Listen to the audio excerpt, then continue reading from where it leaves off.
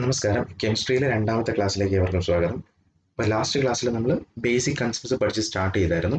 അതിൻ്റെ ഭാഗമായിട്ട് atoms, molecules, elements, compounds തുടങ്ങിയ ടേംസ് എന്താണ്, അതുമായിട്ട് ബന്ധപ്പെട്ട ഫാക്ട്സ് ഒക്കെ നമ്മൾ ഡിസ്കസ് ചെയ്തു. ഇന്നത്തെ ക്ലാസ്സിൽ അതിൻ്റെ കണ്ടിന്യൂഷൻ ആയിട്ടുള്ള ടോപ്പിക്കാണ് നമ്മൾ പോകുന്നത്. അപ്പോൾ ഇന്നത്തെ ക്ലാസ്സിൽ ടോപ്പിക്സ് നമുക്ക് ആദ്യം നോക്കാം. ഇന്ന് നമ്മൾ സബ് ആറ്റമിക് പാർട്ടിക്കിൾസ് പഠിക്കും. അതുപോലെ atomic models, atomic number, mass number, isotope, isobar, isotones, carbon and it's allotropes. ഇത്രയും കാര്യങ്ങളാണ് നമ്മൾ ഇന്നത്തെ ക്ലാസ്സിൽ പഠിക്കുന്ന ടോപ്പിക്ക്. ആ ടോപ്പിക്സ് ഞാനൊന്ന് പരിചയപ്പെടുത്തിയെന്നുള്ളൂ. ഇന്നത്തെ ക്ലാസ്സും കൂടെ നമ്മൾ കവർ ചെയ്യുമ്പോഴത്തേന് നമ്മൾ ബേസിക്സ് അല്ലെങ്കിൽ ഇൻട്രൊഡക്ഷൻ പാർട്ട് നമ്മൾ കവർ ചെയ്യും. തേർഡ് ക്ലാസ് ആയിട്ട് നമ്മൾ പീരിയോഡിക് ടേബിൾ ആയിരിക്കും സ്റ്റാർട്ട് ചെയ്യുന്നത്. പീരിയോഡിക് ടേബിൾ എന്ന് പറയുന്ന ടോപ്പിക് അടുത്ത ക്ലാസ്സിൽ സ്റ്റാർട്ട് ചെയ്യും. ഇന്നത്തെ ക്ലാസ് കൊണ്ട് നമ്മൾ ബേസിക്സ് കവർ ചെയ്യുന്നു. ഓക്കെ, അപ്പോൾ നമുക്ക് ഇന്നത്തെ ടോപ്പിക്കിലേക്ക് കിടക്കാം. നമുക്ക് ആദ്യം സബ് ആറ്റമിക് പാർട്ടിക്കിൾസ് എന്ന് പറയുന്ന ടോപ്പിക്കാണ്. അപ്പോൾ നമ്മൾ നേരത്തെ പറഞ്ഞു ആറ്റം ആദ്യമായിട്ട് കണ്ടുപിടിച്ച ആളുടെ പേര് പറഞ്ഞു. ആറ്റം ആദ്യമായിട്ട് കണ്ടുപിടിച്ചത് ആരായിരുന്നു? ജോൺ ഡാൾട്ടൺ ആണെന്ന് നമ്മൾ പഠിച്ചു. ഇനി അതിനകത്ത് ആറ്റത്തിനകത്തുള്ള പാർട്ടിക്കിൾസിനെയാണ് നമ്മൾ സബ് ആറ്റമിക് പാർട്ടിക്കിൾസ് എന്ന് പറയുന്നത്. സബ് ആറ്റമിക് ആറ്റത്തിനുള്ളിലുള്ള പാർട്ടിക്കിൾസിനെയാണ് സബ് ആറ്റമിക് പാർട്ടിക്കിൾസ് എന്ന് വിളിക്കുന്നത്. അപ്പോൾ അതിനെപ്പറ്റിയാണ് നമ്മൾ ഈ ഒരു പാർട്ടിൽ ആദ്യത്തെ ഭാഗമായിട്ട് നമ്മൾ പഠിക്കുന്നത്. അപ്പോൾ സബ് ആറ്റമിക് പാർട്ടിക്കിൾസ് ഏതൊക്കെയാണെന്ന് ചോദിച്ചാൽ എല്ലാവർക്കും അറിയാം. പ്രോട്ടോണ്, ഇലക്ട്രോണ്, ന്യൂട്രോൺ, ഇത് മൂന്നുമാണ് സബ് ആറ്റമിക് പാർട്ടിക്കിൾസ്, അല്ലെ? Sub atomic particles. അപ്പോൾ ഈ പ്രോട്ടോണിനെയും ഇലക്ട്രോണിനെയും ന്യൂട്രോണിനെയും ബന്ധപ്പെട്ട ഇമ്പോർട്ടൻ്റ് ആയിട്ടുള്ള ഫാക്റ്റുകളാണ് നമ്മൾ ഡിസ്കസ് ചെയ്യുന്നത്. അപ്പോൾ ആദ്യം പ്രോട്ടോൺ എന്ന് പറയുന്ന പാർട്ടിക്കിൾ. അപ്പോൾ നമ്മൾ ഒരു ആറ്റത്തിൻ്റെ സ്ട്രക്ചർ നമ്മൾ ഏറ്റവും സിമ്പിളായിട്ട് വരയ്ക്കുമ്പോൾ ഒരു സെൻട്രൽ ന്യൂക്ലിയസ് ഉണ്ടെന്ന് പറയും. ആറ്റത്തിന് ഒരു സെൻട്രൽ ന്യൂക്ലിയസ് ഉണ്ട്. ആ ന്യൂക്ലിയസിന് ചുറ്റും ഇലക്ട്രോൺസ് ട്രാവൽ ചെയ്യുന്നത്. ഇതാണ് ഇലക്ട്രോൺസ്. ഇതൊരു സെൻട്രൽ ന്യൂക്ലിയസ് ആണ്. ന്യൂക്ലിയസിനകത്ത് പ്രോട്ടോണും ഉണ്ട്, ന്യൂട്രോണും ഉണ്ട്. അതിന് ചുറ്റും ഇലക്ട്രോൺസ് ട്രാവൽ ചെയ്യുന്നു. ഇതാണ് ഒരു ആറ്റത്തിന്റെ ഏറ്റവും സിമ്പിൾ ആയിട്ടുള്ള മനസ്സിലാക്കാൻ പറ്റുന്ന ഒരു സ്ട്രക്ചർ. അപ്പോൾ സെൻട്രൽ ന്യൂക്ലിയസിൽ പ്രോട്ടോണും ന്യൂട്രോണും ഉണ്ട്. അതിന് ചുറ്റുമാണ് ഇലക്ട്രോൺസ് ട്രാവൽ ചെയ്യുന്നത്. ഇതാണ് ഇലക്ട്രോണിന്റെ അല്ലെങ്കിൽ ഒരു ആറ്റത്തിന്റെ സ്ട്രക്ചർ എന്ന് പറയുന്നത്. അപ്പം അതിനകത്ത് പാർട്ടിക്കിൾസ് നമുക്ക് മനസ്സിലായി. ഇനി ഓരോ പാർട്ടിക്കിൾസിന്റെ ചാർജ് മനസ്സിലാക്കണം, അതിന്റെ മാസ് മനസ്സിലാക്കണം, അത് കണ്ടുപിടിച്ച ആളുടെ പേര് പഠിക്കണം. ഇതൊക്കെയാണ് നമ്മളിപ്പോൾ കവർ ചെയ്യാൻ പോകുന്നത്. അപ്പം ആദ്യം പ്രോട്ടോൺ എന്ന് പറയുന്നത് പോസിറ്റീവ് ചാർജ് ആണെന്ന് എല്ലാവർക്കും അറിയാം, അല്ലേ? Positive charge. ഇലക്ട്രോൺ എന്ന് പറയുന്നത് നെഗറ്റീവ് ചാർജ് ആണ്. ന്യൂട്രോൺ എന്ന് പറയുന്നത് ചാർജ് ഇല്ലാത്ത പാർട്ടിക്കിളാണ്. അപ്പം ചാർജ് പോസിറ്റീവ് ചാർജ് ആണെന്ന് പറഞ്ഞെങ്കിൽ എത്ര ചാർജിന്റെ യൂണിറ്റ് എന്താണെന്ന് ചോദിച്ചാൽ എല്ലാവർക്കും അറിയാം, കൂളുമാണ് ചാർജിന്റെ യൂണിറ്റ്. അപ്പം പ്രോട്ടോണിന്റെ ചാർജ് എത്രയാണെന്ന് ചോദിച്ചാൽ +1.6 ഇൻറ്റു 10⁻⁻⁹ കൂളുമാണ് പ്രോട്ടോണിന്റെ ചാർജ്. അപ്പോൾ ഇലക്ട്രോണിന്റെ ചാർജ് ചോദിച്ചാൽ -1.6 ഇൻറ്റു 10⁻⁻⁹ കൂളും. അപ്പോൾ ഒരു ആറ്റത്തിനുള്ളിൽ എത്ര പ്രോട്ടോൺ ഉണ്ട് അത്ര തന്നെ ഇലക്ട്രോൺ ഉണ്ട്, അല്ലെ? Number of proton is equal to number of electron. പ്രോട്ടോണിന്റെ അതേ എണ്ണം തന്നെയാണ് ഇലക്ട്രോൺസിൻ്റെതും. പ്രോട്ടോണിന്റെ അതേ ചാർജ് തന്നെയാണ് ഇലക്ട്രോണിനും. പ്രോട്ടോണിന്റെ എണ്ണം എത്രയാണോ അതേ എണ്ണം തന്നെയാണ് ഇലക്ട്രോണിന്. അതുകൊണ്ട് ആറ്റം മൊത്തത്തിൽ നോക്കുമ്പോൾ ആറ്റം ഈസ് ഇലക്ട്രിക്കലി ന്യൂട്രൽ ആണ് ആറ്റം മുഴുവനായിട്ട് നമ്മൾ കൺസിഡർ ചെയ്യുമ്പോൾ. പക്ഷെ അതിനകത്തുള്ള പാർട്ടിക്കിൾസിന് ചാർജ് ഉണ്ടെന്നേ ഉള്ളൂ. ആറ്റം മൊത്തത്തിൽ നോക്കുമ്പോൾ ആറ്റം ഈസ് ഇലക്ട്രിക്കലി ന്യൂട്രൽ എന്ന് നമുക്ക് അതുകൊണ്ട് പറയാൻ പറ്റും. Number of proton is equal to number of electrons. അപ്പോൾ നമ്മൾ ഈ 3 പാർട്ടിക്കിൾസിനെ ചാർജ് എത്രയാണെന്ന് പഠിച്ചു. ഇനി അടുത്തത് പറയുന്നത് ഈ 3 പാർട്ടിക്കിൾസും കണ്ടുപിടിച്ചതാര്? പ്രോട്ടോൺ കണ്ടുപിടിച്ച ആളുടെ പേരാണ് ഏണസ്റ്റ് റൂദർഫോർഡ്. നമ്മൾ ഈ പേര് ഒരുപാട് വട്ടം കേൾക്കുന്നതാണ്, അല്ലെങ്കിൽ കേൾക്കേണ്ട പേരാണ്. പ്രോട്ടോൺ കണ്ടുപിടിച്ച ആളുടെ പേരാണ് ഏണസ്റ്റ് റൂദർഫോർഡ്. ഇലക്ട്രോൺ കണ്ടുപിടിച്ച ആളുടെ പേരാണ് ജെ തോംസൺ. പേര് കേട്ടിട്ടുള്ളതാണ്, വീണ്ടും കേൾക്കുന്ന പേരുകളാണ് ജെ തോംസൺ. അതുപോലെ ന്യൂട്രോൺ കണ്ടുപിടിച്ച ആളുടെ പേരാണ് ജെയിംസ് ചാഡ്വിക്ക്. അപ്പോൾ ഇത് തിരിഞ്ഞു പോകാതിരിക്കാൻ വേണ്ടി നമുക്ക് ഇങ്ങനെ ഒരു കോഡിലൂടെ ഓർത്ത് വെക്കാം. പെൻ ആർ ടി സി എന്നൊരു കോഡിലൂടെ ഓർത്ത് വെക്കുക. അപ്പം P ഫോർ പ്രോട്ടോൺ, R വെച്ചുള്ള റൂദർഫോർഡ് കണ്ടുപിടിച്ചു. ഈ ഇലക്ട്രോൺ T വെച്ച് സ്റ്റാർട്ട് ചെയ്യുന്നു, ജെ തോംസൺ കണ്ടുപിടിച്ചു. N neutron, C James Chadwick കണ്ടുപിടിച്ചു. ഇങ്ങനെ ഒരു കോഡിലൂടെ ജസ്റ്റ് നമുക്ക് ഓർക്കാം. തിരിഞ്ഞു പോകാതിരിക്കാൻ വേണ്ടിയാണ്, എപ്പോഴും കേൾക്കുന്ന പേരുകളായതുകൊണ്ട് തന്നെ തിരിഞ്ഞു പോകാതിരിക്കാൻ വേണ്ടിയാണ് ഇങ്ങനെ ഒരു കോഡ് നമ്മൾ പറഞ്ഞത്. അപ്പം NRTC എന്നോർത്തോള് കണ്ടുപിടിച്ച ആളുകളുടെ പേര്. അപ്പം ചാർജിനെ പറ്റി പറഞ്ഞു. ഇനി ഈ 3 പാർട്ടിക്കിൾസിന്റെ മാസിനെ പറ്റി. ഇക്കൂട്ടത്തിൽ ഏറ്റവും ഭാരം കൂടിയ പാർട്ടിക്കിൾ ഏതാണ്? ഏറ്റവും ഭാരം കുറഞ്ഞ പാർട്ടിക്കിളാണ്. ഏറ്റവും ലീസ്റ്റ് മാസ്, ഈ കൂട്ടത്തിൽ ഏറ്റവും ഭാരം കുറഞ്ഞ പാർട്ടിക്കിൾ എന്ന് പറയുന്നത് ഇലക്ട്രോൺ ആണെന്ന് ഓർക്ക്. ഇലക്ട്രോണിന്റെ ഭാരം എത്രയാണെന്ന് കൂടി പറയുന്നു. 9.1 ഇൻറ്റു 10⁻⁻31 കിലോഗ്രാം ആണ് ഇലക്ട്രോണിന്റെ മാസ്. അതേസമയം ഏറ്റവും ഭാരം കൂടിയ പാർട്ടിക്കിൾ ഏതാണെന്ന് ചോദിച്ചാൽ ന്യൂട്രോൺ ആണ്. Heaviest particle heaviest particle neutron ആണ്. അതിന്റെ മാസ് ഓർക്കുക 1.676 ഇൻറ്റു 10⁻⁻27 കിലോഗ്രാം ആണ് ന്യൂട്രോണിന്റെ ഭാരം എന്ന് പറയുന്നത്, ഏറ്റവും ഭാരം കൂടിയ പാർട്ടിക്കിളിന്റെ. അപ്പൊ ന്യൂട്രോണിന്റെ ഭാരവും പ്രോട്ടോണിന്റെ ഭാരവും ഏകദേശം ഒരേപോലെയാണ്, ചെറിയൊരളവിൽ മാത്രമാണ് ന്യൂട്രോണിന് കൂടുതലുള്ളത്. അപ്പൊ പ്രോട്ടോണിന്റെ ഭാരം കൂടി ഞാൻ എഴുതുന്നു 1.672 ഇൻറ്റു 10⁻⁻27 കിലോഗ്രാം. അപ്പം ഈ 3 പാർട്ടിക്കിൾസിന്റെ ചാർജ് പഠിച്ചു, മാസ് പഠിച്ചു, കണ്ടുപിടിച്ച ആൾക്കാരെ പഠിച്ചു. ഇനി ഈ കൂട്ടത്തിൽ ഏറ്റവും ആദ്യം കണ്ടുപിടിച്ച പാർട്ടിക്കിൾ ഏതാണ്, ഫസ്റ്റ് ഐഡന്റിഫൈഡ് പാർട്ടിക്കിൾ ഏതാണെന്ന് ചോദിച്ചാൽ അത് ഇലക്ട്രോൺ ആണ്. ഫസ്റ്റ് ഐഡന്റിഫൈഡ്, ആദ്യം കണ്ടുപിടിച്ച പാർട്ടിക്കിൾ ആണ് ഇലക്ട്രോൺ. അതേസമയം ലാസ്റ്റ് ഐഡന്റിഫൈഡ് പാർട്ടിക്കിൾ ന്യൂട്രോൺ ആണെന്ന് ഓർക്കുക. ചാർജ് ഇല്ലാത്ത ന്യൂട്രോൺ ആണ് അവസാനം കണ്ടുപിടിച്ച പാർട്ടിക്കിൾ. ഇതാണ് നമ്മൾ ഓർക്കേണ്ട 1-2 പോയിന്റ്സ്. ഇനി ഈ 3 പാർട്ടിക്കിൾസിനെ ബേസ് ചെയ്ത് മറ്റു കുറച്ചുള്ള ഫാക്ട്സ് ആണ് ഞാൻ പറയുന്നത്. അപ്പോൾ ക്വസ്റ്റ്യൻ ആയിട്ട് തന്നെ പറയാം, ആ ക്വസ്റ്റ്യൻ്റെ ആൻസർ എന്ന രീതിയിൽ നമുക്ക് ഡിസ്കസ് ചെയ്യാം. Which of the following particle is known as ID card of an atom? ഒരു ആറ്റത്തിന്റെ ID കാർഡ് അല്ലെങ്കിൽ ഐഡന്റിറ്റി കാർഡ് എന്നറിയപ്പെടുന്നത് പ്രോട്ടോണിനെയാണ് ID കാർഡ് അല്ലെങ്കിൽ ഐഡന്റിറ്റി കാർഡ് എന്നറിയപ്പെടുന്നത്. വളരെ ഇമ്പോർട്ടൻ്റ് ആണ്. ID card of an atom എന്നറിയപ്പെടുന്നത് പ്രോട്ടോണിനെയാണ് നോക്കുക. ഇനി which of the following particles take place in chemical reaction എന്ന് ചോദിച്ചാൽ അതിൻ്റെ ഉത്തരം ഇലക്ട്രോൺ ആണ്. കെമിക്കൽ റിയാക്ഷൻസിൽ പങ്കെടുക്കുന്ന ഒരേ ഒരു സബ് ആറ്റമിക് പാർട്ടിക്കിൾ ആണ് ഇലക്ട്രോൺ. അപ്പോൾ ആ ഒരു കാര്യം കൂടി നമ്മൾ കൃത്യമായിട്ട് മനസ്സിലാക്കുക. അപ്പോൾ ഇത്രയും കാര്യങ്ങളാണ് മെയിനായിട്ടും സബ് ആറ്റമിക് പാർട്ടിക്കിൾസിനെ പറ്റി നമുക്ക് പഠിക്കാനുള്ളത്. ആദ്യം നമ്മൾ ആറ്റത്തെ പറ്റി പഠിച്ചു, പിന്നെ ആറ്റത്തിനുള്ളിലുള്ള സബ് ആറ്റമിക് പാർട്ടിക്കിൾസിനെയും പറ്റി പഠിച്ചു. അത് കണ്ടുപിടിച്ച ആളുകളുടെ എല്ലാം പേര് നമ്മൾ ഡിസ്കസ് ചെയ്തു. ഇനി നമുക്ക് അടുത്തത് പഠിക്കാനുള്ളത് അറ്റോമിക് മോഡൽസ് ആണ്, അല്ലെ? അറ്റോമിക് മോഡൽസ്, അതായത് ആറ്റം കണ്ടുപിടിച്ചത് ആരാണെന്ന് നമുക്കറിയാം. ആറ്റം കണ്ടുപിടിച്ചത് ജോൺ ഡാൾട്ടൺ ആണ്. പക്ഷെ അദ്ദേഹം കൃത്യമായ ആറ്റം എങ്ങനെയായിരിക്കും, ആറ്റത്തിന്റെ സ്ട്രക്ചർ എങ്ങനെയായിരിക്കും എന്നൊന്നും ഡിഫൈൻ ചെയ്തിട്ടില്ല. അപ്പോൾ ആറ്റത്തിന്റെ ഡിഫറെന്റ് മോഡൽസ് കൊണ്ടുവന്നത് മറ്റു പല സയന്റിസ്റ്റുകളാണ്. അവരെ പറ്റിയാണ് പഠിക്കുന്നത്. അപ്പോൾ ആദ്യം ഈ മോഡലുകൾ എന്താണെന്നൊന്നും ഡീറ്റെയിൽ ആയിട്ടല്ല നമുക്ക് പഠിക്കേണ്ടത്. ഇത് കണ്ടുപിടിച്ചതാരാണ്, അല്ലെങ്കിൽ ഇതുമായിട്ട് ബന്ധപ്പെട്ട് ചോദിക്കാൻ സാധ്യതയുള്ള MCQs എന്ന രീതിയിലാണ് നമ്മൾ ക്ലാസ്സിൽ പോകുന്നത്. അപ്പം plum pudding model of atom was proposed by J.J. Thomson. Okay, J.J. Thomson ആണ് plum pudding model of atom കൊണ്ടുവന്നത്. പ്ലം പുഡിംഗ് മോഡൽ, അല്ലെങ്കിൽ ഇതിനെ തന്നെ റേസിൻ പുഡിംഗ് മോഡൽ എന്ന് ചോദിക്കാം. Raisin pudding model of atom കൊണ്ടുവന്നത്, അല്ലെങ്കിൽ ഇതിനെ തന്നെ വാട്ടർ മെലൺ മോഡൽ എന്ന് ചോദിക്കാം. വാട്ടർ മെലൺ മോഡൽ, ഇങ്ങനെയെല്ലാം ചോദിച്ചാൽ അതിന്റെ ഉത്തരം J.J. തോംസൺ ആണ് ഈ മോഡലുകൾ കൊണ്ടുവന്നത്.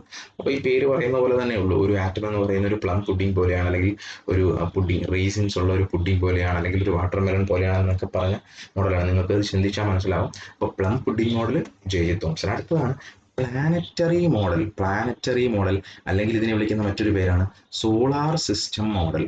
പ്ലാനറ്ററി മോഡൽ അല്ലെങ്കിൽ സോളാർ സിസ്റ്റം മോഡൽ. അപ്പോൾ എന്തായിരിക്കും അത് പറയുന്നത്?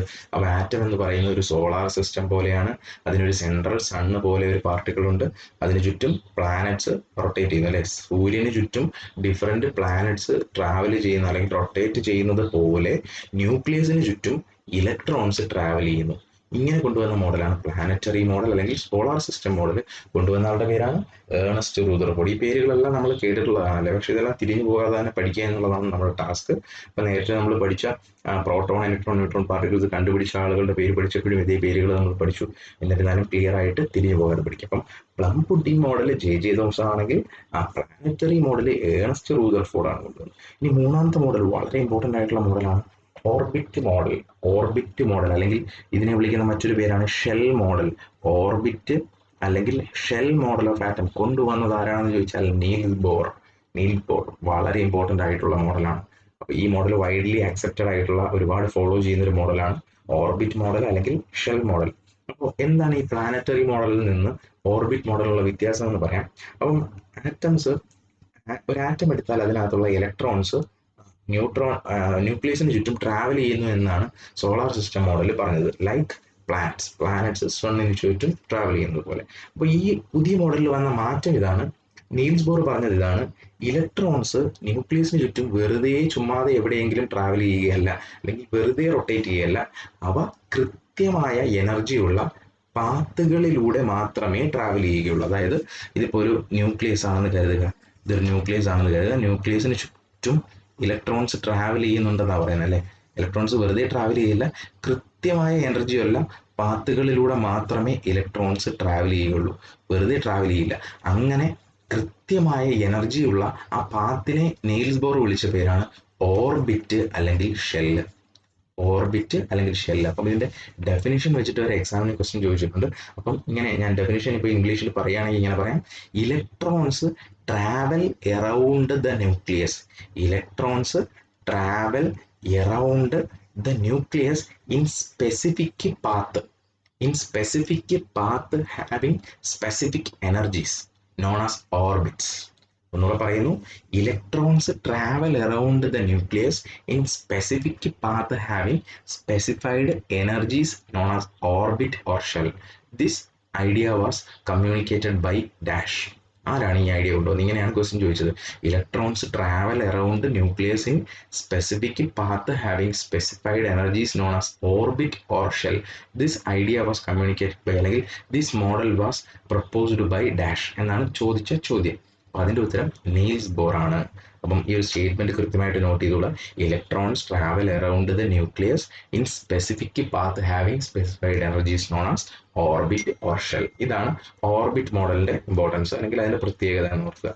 പിന്നെ ലാസ്റ്റ് മോഡലാണ് വേവ് മെക്കാനിക്കൽ മോഡൽ, അല്ലെങ്കിൽ ഇതിനെ തന്നെ നമുക്ക് ക്വാണ്ടം മെക്കാനിക്കൽ മോഡൽ എന്നൊക്കെ പറയാം.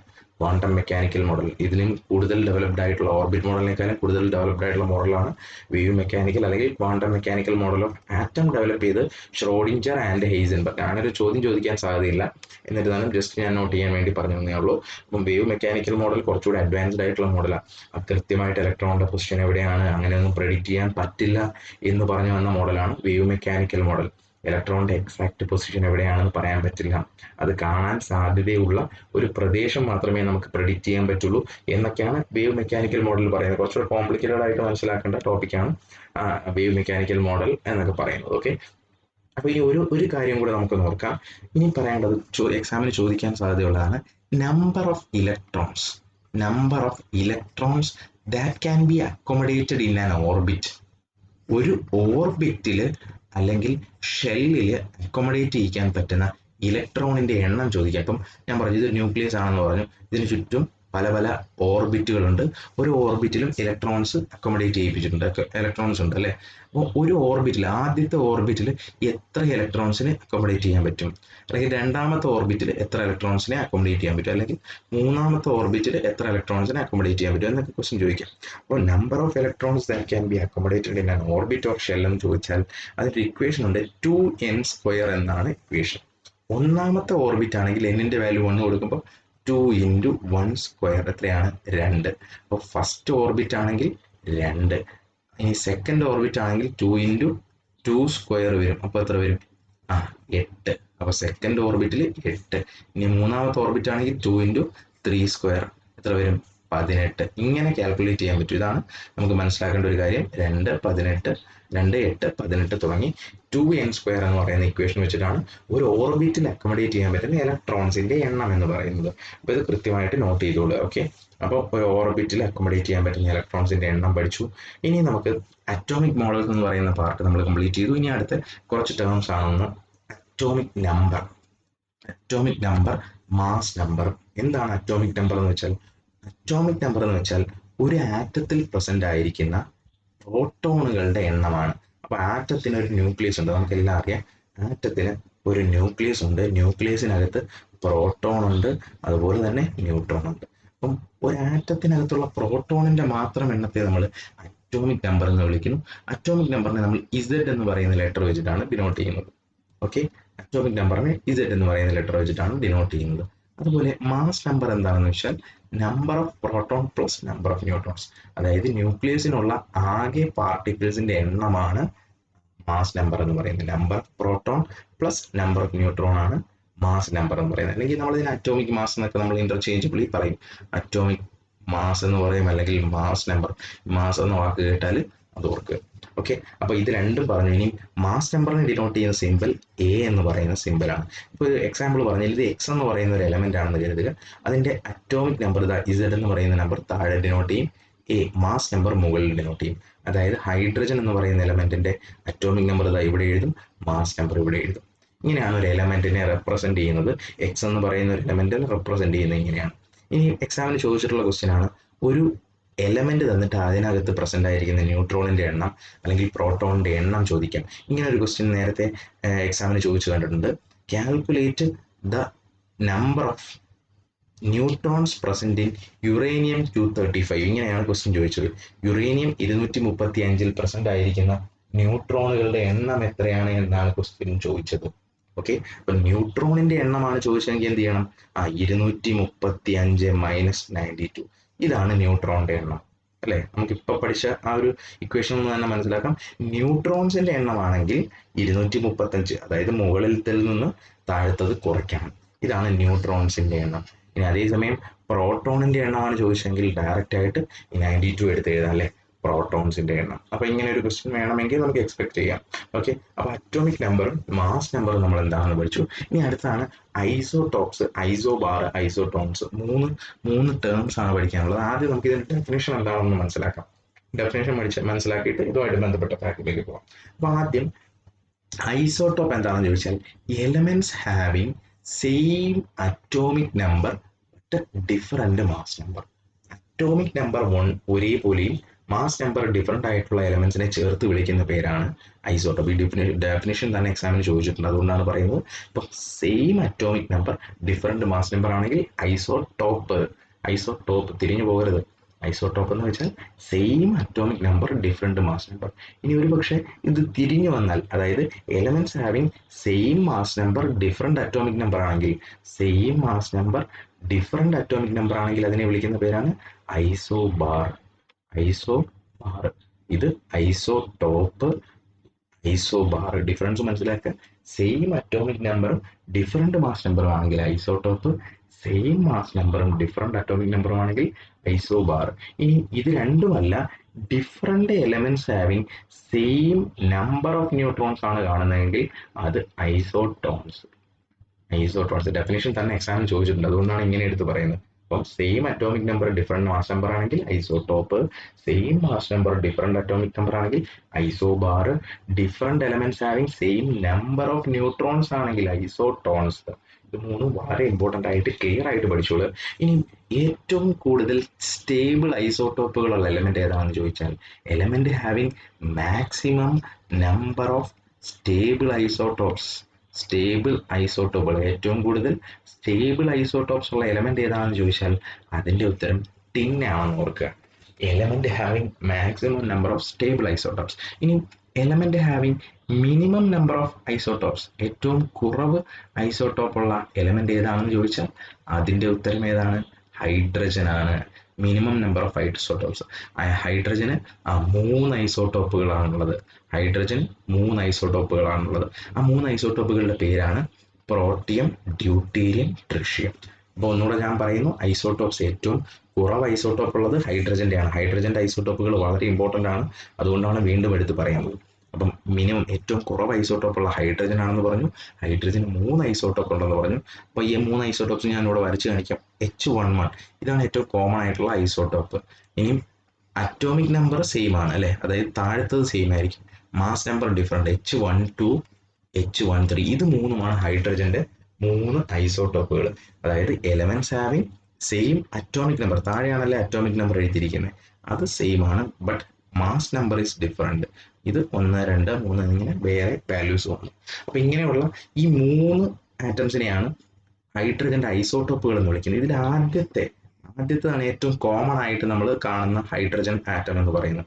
അതിനെ വിളിക്കുന്ന പേരാണ് പ്രോട്ടിയം. അപ്പൊ most common isotope of hydrogen ഏതാണെന്ന് ചോദിച്ചാൽ പ്രോട്ടിയം എന്ന് പറയും. ഇനി രണ്ടാമത് കാണുന്ന ഇതിനെ വിളിക്കുന്ന പേരാണ്, ഇതിന്റെ കോമൺ നെയിമാണ് ഡ്യൂട്ടീരിയം.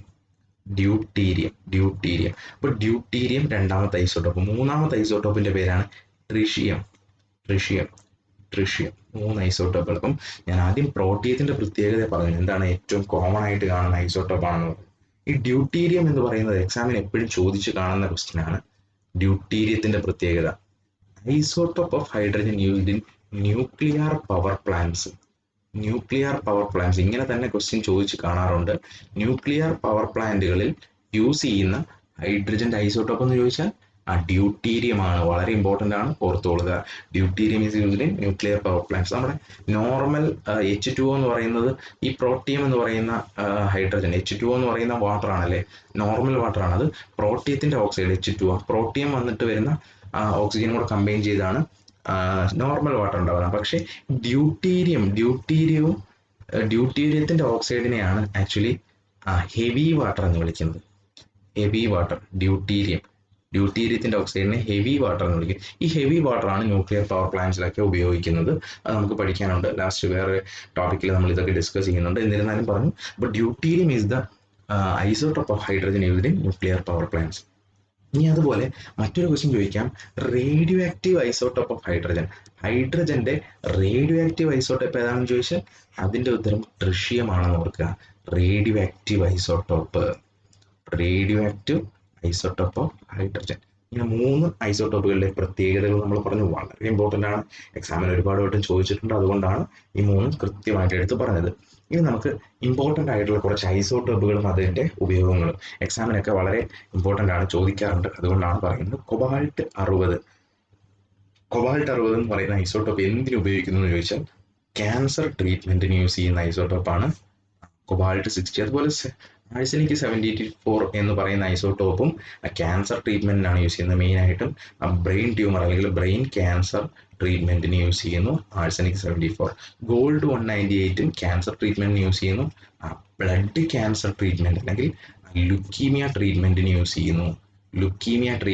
ചെയ്യുന്നതാണ് ഗോൾഡ് 198. ഇനി പറയുന്ന 3 കൂടി ശ്രദ്ധിച്ചോളാം. ലെഡ് 232 എന്തിനു യൂസ് ചെയ്യുന്നു വെച്ചാൽ റോക്ക് ഡേറ്റിംഗ് ടെക്നിക്കിന് യൂസ് ചെയ്യുന്നു. റോക്ക് ഡേറ്റിംഗ് അതായത് പാറകളുടെയൊക്കെ കാലപ്പഴക്കം മനസ്സിലാക്കാൻ വേണ്ടിയുള്ള ടെക്നിക്കാണ് റോക്ക് ഡേറ്റിംഗ്. അതിനുപയോഗിക്കുന്നതാണ് ലെഡ് 232. ഇനി കാർബൺ 14 നമ്മൾ കേട്ടിട്ടുള്ളതാണ്. കാർബൺ 14 ആണ് ഫോസിൽ ഡേറ്റിങ്ങിന് യൂസ് ചെയ്യുന്നത്. നമ്മൾ കാർബൺ ഡേറ്റിംഗ് എന്നൊക്കെ വിളിക്കാറുണ്ടല്ലേ. ഫോസിലുകളുടെ കാലപ്പഴക്കം മനസ്സിലാക്കാനുള്ള ടെക്നിക്കാണ് ഫോസിൽ ഡേറ്റിംഗ് അല്ലെങ്കിൽ കാർബൺ ഡേറ്റിങ്ങിന് യൂസ് ചെയ്യുന്നത്. കാർബൺ 14 ആണെന്ന് ഉപയോഗിക്കുന്നത്. ഓക്കെ. ഇനി ട്രിഷ്യം നമ്മളിപ്പോൾ പറഞ്ഞതാണ്, ട്രിഷ്യം ഹൈഡ്രജൻ്റെ ഐസോട്ടോപ്പാണ്. അത് വൈൻ ഡേറ്റിങ്ങിന് യൂസ് ചെയ്യുന്നു. വീഞ്ഞിൻ്റെ കാലപ്പഴക്കം മനസ്സിലാക്കാൻ വേണ്ടിയുള്ള ടെക്നിക്കാണ് വൈൻ ഡേറ്റിങ്ങിന് വേണ്ടി യൂസ് ചെയ്യുന്നത്. ഓക്കെ. ഇനി അടുത്ത ഐസോട്ടോപ്പാണ് അയഡിൻ 131. അയഡിൻ 131 ആണ് തൈറോയിഡ് ട്രീറ്റ്മെന്റിന് യൂസ് ചെയ്യുന്നത്. തൈറോയിഡിസം അല്ലെങ്കിൽ തൈറോയിഡ് ട്രീറ്റ്മെന്റുമായിട്ട് ബന്ധപ്പെട്ട് യൂസ് ചെയ്യുന്ന ഐസോട്ടോപ്പാണ് അയഡിൻ 131. അതുപോലെ സോഡിയം 24 ആൻജിയോഗ്രാം ട്രീറ്റ്മെന്റിന് യൂസ് ചെയ്യുന്നു. ആൻജിയോഗ്രാം ട്രീറ്റ്മെന്റിന് യൂസ് ചെയ്യുന്നു. ഇനി കാർബൺ 12 എന്ന് പറയുന്ന ഐസോട്ടോപ്പ്, ഇത് വളരെ ഇമ്പോർട്ടൻ്റ് ആണ്. നേരത്തെ നമ്മൾ കാർബൺ 14 ഐസോട്ടോപ്പിന്റെ കാര്യമാണ് പറഞ്ഞിരുന്നത് അല്ലെ, ഫോസിൽ ഡേറ്റിങ്ങിന് യൂസ് ചെയ്യുന്നു. ഇനി കാർബൺ 12 ഇമ്പോർട്ടൻസ് ഉണ്ട്. അതായത് AMU എന്ന് പറയും, അറ്റോമിക് മാസ് യൂണിറ്റ് എന്ന് പറയും. ഈ അറ്റോമിക് മാസ് യൂണിറ്റ് ഡിഫൈൻ ചെയ്തിരിക്കുന്നത് കാർബൺ 12 ആറ്റം വെച്ചിട്ടാണ്. അതായത് അറ്റോമിക് മാസ് യൂണിറ്റ് എന്ന് വെച്ച് കഴിഞ്ഞാൽ ഇപ്പം ആറ്റംസിന്റെ അല്ലെങ്കിൽ സബ് ആറ്റമിക് പാർട്ടിക്കിൾസിന്റെ ഒക്കെ ഭാരം വളരെ ചെറുതാണ് അല്ലെ. നേരത്തെ നമ്മൾ എഴുതി 9.1 10⁻³ എന്നൊക്കെ പറഞ്ഞ് വളരെ ചെറിയ വാല്യൂ, -31 കിലോഗ്രാം എന്നൊക്കെ പറഞ്ഞല്ലേ. അപ്പോൾ അത് വളരെ ചെറിയ വാല്യൂ ആണ്. അതുകൊണ്ട് സാധാരണ നമ്മൾ യൂസ് ചെയ്യുന്ന കിലോഗ്രാം എന്ന് പറയുന്ന മാസിന്റെ യൂണിറ്റ് വെച്ചിട്ട് നമുക്ക് ഇതിനെയൊക്കെ ഡിഫൈൻ ചെയ്യാൻ വളരെ ബുദ്ധിമുട്ടാണ്. അതുകൊണ്ട് ആറ്റംസിന്റെയും മോളിക്യൂൾസിന്റെയും അതുപോലെ സബ് ആറ്റമിക് പാർട്ടിക്കിൾസിന്റെയും ഒക്കെ ഭാരം അല്ലെങ്കിൽ മാസ് കാൽക്കുലേറ്റ് ചെയ്യാൻ വേണ്ടി വെച്ചിരിക്കുന്ന ഒരു സ്റ്റാൻഡേർഡ് യൂണിറ്റ് ആണ് AMU അല്ലെങ്കിൽ അറ്റോമിക് മാസ് യൂണിറ്റ്. അപ്പോൾ ഒരു അറ്റോമിക് മാസ് യൂണിറ്റിനെ ഡിഫൈൻ ചെയ്തിരിക്കുന്നത് കാർബൺ 12 ആറ്റത്തിനെ വെച്ചിട്ടാണ്. It's defined by carbon 12 atom. എങ്ങനെയാണ് 1 AMUനെ ഡിഫൈൻ ചെയ്തിരിക്കുന്നത് ചോദിച്ചാൽ 1 AMU എന്ന് വെച്ചാൽ it is the mass of 1 carbon 12 atom. അതായത് ഒരു കാർബൺ 12 ആറ്റത്തിന്റെ C12 കാർബൺ 12 ആറ്റത്തിന്റെ ഭാരത്തിന്റെ 1/6 ഭാരത്തെയാണ് എന്ത് വിളിക്കുന്നത്, ഒരു അറ്റോമിക് മാസ് യൂണിറ്റ് എന്ന് വിളിക്കുന്നത്. അപ്പം 1 AMU is equal to 1/6 അല്ല 1/12 mass of 1 carbon 12 atom. 1/12 mass of 1 carbon 12 atom. ഒരു കാർബൺ 12 ആറ്റത്തിന്റെ ഭാരത്തിന്റെ 12 ഭാഗത്തെയാണ് ഒരു അറ്റോമിക് മാസ് യൂണിറ്റ് എന്ന് വിളിക്കുന്നത്. അപ്പം അത് കൃത്യമായിട്ട് ഓർത്തോളുക. അപ്പം AMU ഡിഫൈൻ ചെയ്തിരിക്കുന്നത് കാർബൺ 12 ആറ്റത്തെ വെച്ചിട്ടാണ് എന്ന് മാത്രം മനസ്സിലാക്കുക. Okay, 1/12th mass of one carbon 12 atom is known as 1 atomic mass unit.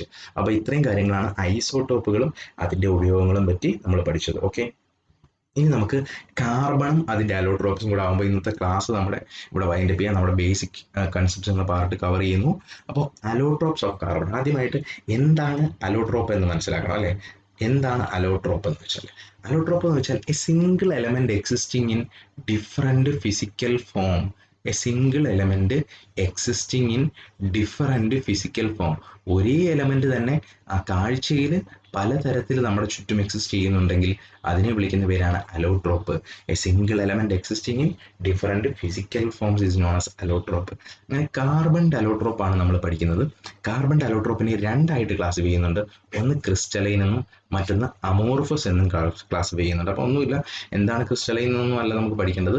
ആ ക്രിസ്റ്റലൈൻ എക്സാമ്പിൾസ്, ക്രിസ്റ്റലൈൻ അലോട്രോപ്പിന്റെ എക്സാമ്പിൾ, അതുപോലെ അമോർഫസ് അലോട്രോപ്പിന്റെ എക്സാമ്പിൾസ് ആണ് പഠിക്കേണ്ടത്. അപ്പോൾ ക്രിസ്റ്റലൈൻ എന്ന് വെച്ചാൽ കൃത്യമായ ക്രിസ്റ്റൽ സ്ട്രക്ചർ ഉള്ള അലോട്രോപ്പുകളെ ക്രിസ്റ്റലൈൻ എന്ന് പറയുന്നത് പോലെ, അതില്ലാത്തതിനെ അമോർഫസ് എന്ന് പറയുന്നത്. അപ്പോൾ എക്സാമ്പിൾസ് നമ്മൾ മസ്റ്റ് ആയിട്ട് പഠിക്കണം. ക്രിസ്റ്റലൈൻ അലോട്രോപ്സിന്റെ എക്സാമ്പിൾ ആണ് ഡയമണ്ട്, ഗ്രാഫൈറ്റ്, ഗ്രാഫീൻ, ഫുള്ളറിൻ. അപ്പൊ ഡയമണ്ട്, ഗ്രാഫൈറ്റ്, ഗ്രാഫീൻ, ഫുള്ളറിൻ, ഇത് 4 ക്രിസ്റ്റലൈൻ അലോട്രോപ്സിന് എക്സാമ്പിൾ ആണ്.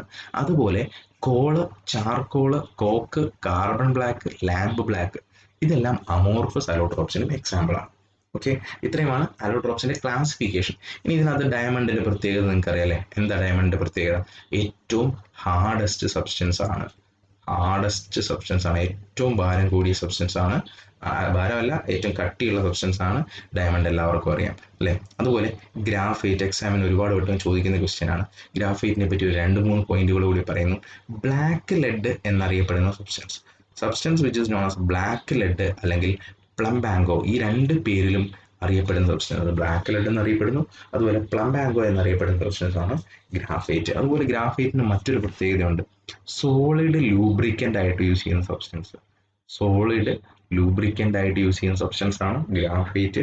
ഇനി ഒരു പ്രത്യേകത കൂടി, പെൻസിൽ മാനുഫാക്ചറിങ്, പെൻസിൽ ലെഡ് ഉണ്ടാക്കുന്നത് എന്തൊക്കെ വെച്ചിട്ടാണ്? പെൻസിൽ ലെഡ് ഉണ്ടാകുന്നത് ഗ്രാഫൈറ്റും ക്ലേയും വെച്ചിട്ടാണ് ആ പെൻസിൽ ലെഡ് ഉണ്ടാക്കുന്നത്. അപ്പം പെൻസിൽ മാനുഫാക്ചറിങ്ങിന് യൂസ് ചെയ്യുന്ന സബ്സ്റ്റൻസ് ഗ്രാഫൈറ്റ് ആണ്. ഈ 3 പോയിന്റ് വളരെ ഇമ്പോർട്ടൻ്റ് ആണ്. ഗ്രാഫൈറ്റിനെ പറ്റി എക്സാംസിന് റിപ്പീറ്റഡ് ആയിട്ട് ചോദിക്കുന്ന ക്വസ്റ്റ്യൻ ആണ്. അപ്പം ഡയമണ്ടിനെ പറ്റിയുള്ള ഇമ്പോർട്ടൻ്റ് പോയിന്റ് പഠിച്ചു, ഗ്രാഫൈറ്റിനെ പറ്റി 3 പോയിന്റുകൾ പഠിച്ചു. ഇനി ഫുള്ളറീനിന്റെ പ്രത്യേകത. ഫുള്ളറീൻ എന്ന് പറയുന്ന ക്വസ്റ്റ്യൻ ഇങ്ങനെ ചോദിക്കാം: ball shaped allotrope of carbon. കാർബണിന്റെ ഫുട്ബോളിന്റെ ഷേപ്പ് അല്ലെങ്കിൽ ബോളിന്റെ ഷേപ്പിലുള്ള അലോട്രോപ്പിനെ വിളിക്കുന്ന പേരാണ് ഫുള്ളറീൻ. അതുപോലെ കാർബണിന്റെ 60 കാർബൺ ചേർന്ന ഫുള്ളറീനെ വിളിക്കുന്ന പേരാണ് buckminster fullerene. C60 buckminster fullerene. Buckminster fullerene എന്ന് വിളിക്കുന്നു. Buckminster fullerene.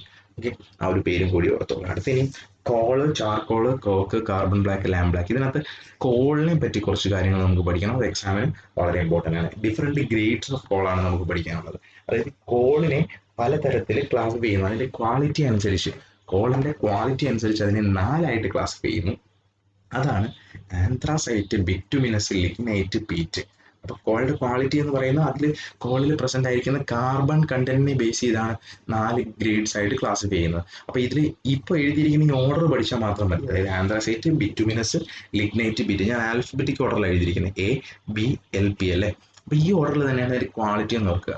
അപ്പൊ ഹയസ്റ്റ് ക്വാളിറ്റി കോൾ ഏതാണെന്ന് ചോദിച്ചാൽ ആന്ത്രാസൈറ്റ് ആണ് ഹയസ്റ്റ് ക്വാളിറ്റി കോൾ. ഏറ്റവും ക്വാളിറ്റി കൂടിയ കോളാണ് ആന്ത്രാസൈറ്റ്.